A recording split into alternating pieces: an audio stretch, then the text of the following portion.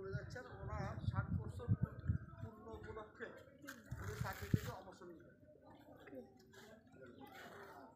আসসালামু আলাইকুম ওয়া রাহমাতুল্লাহি ওয়া বারাকাতুহু।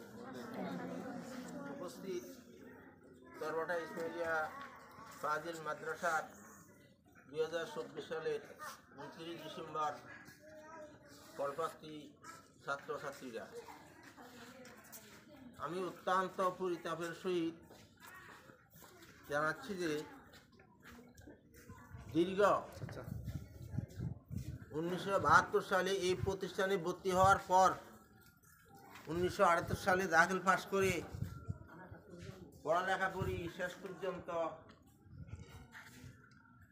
1987 থেকে শুরু করে অদ্যাবধি প্রায় 38 বছর থেকে 2 মাস 2 দিন কম আছে চাকরি করার পর আর 2 দিন আছে আমার কর্মজীবনে।